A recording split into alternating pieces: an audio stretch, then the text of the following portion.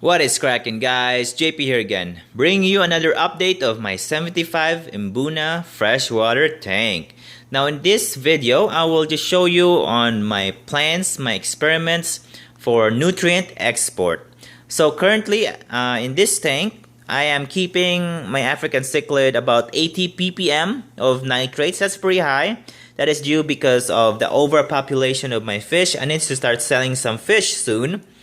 And also, my tap water have 10 to 20 ppm of nitrates already. So even though I change the water every week, about 70% every week, I'm not really making a lot of dent to it.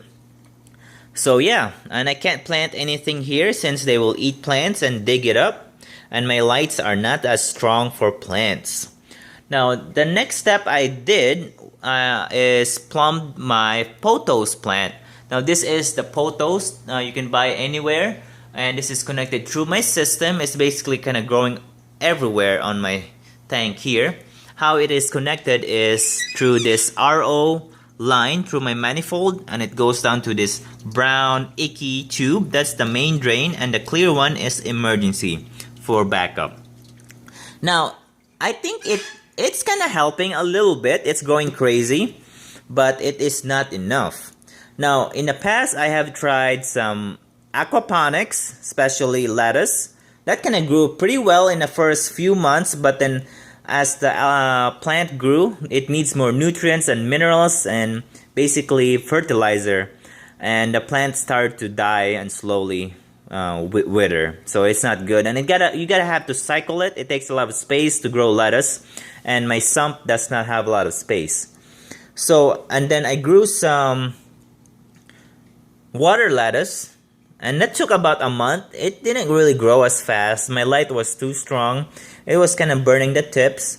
It's a slow grower, even though it's a floating plant, so it's a slow grower. So yeah, right now I currently built something crazy. Now in salt water, usually you have either a refugium or an algae scrubber for export. Now in freshwater, you can't really have a protein skimmer because the surface tension is not enough. You can have a big protein skimmer, but you gotta have a really big that cascades like for ponds, and that's really noisy. I don't want that in my living room. So what I did is I went to Home Depot, well technically Menards, and got some of this storage bin, and basically just cut it up and drilled some hole. Drilled my exit port there. Got some hose from my manifold. That's basically right there. It goes down to my media, to my UV, and back down. Now I just have a knitting mesh there that's roughed up with my sandpaper and some rocks to hold it down for now. And funny thing, I went to my local pet store. They know me. I'm a little crazy. So I asked one of the owners, I said, "Oh, can I have some algae?" He's like, "Algae? Like most people usually keep them away from their tanks."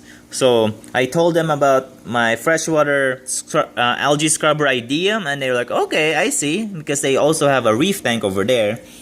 Now I've been keeping this fish tank for about 4 years now. I don't really have any algae at all, only like black spots or very, very fine. You don't want that to grow in your algae scrubber because you can't really scrape that off easily. So I wanted to seed it. So as you can see, there's that little black algae right there. That's actually green. My light is just very orange, the LED. And he just gave it to me, plucked some off in that aquarium and gave it to me.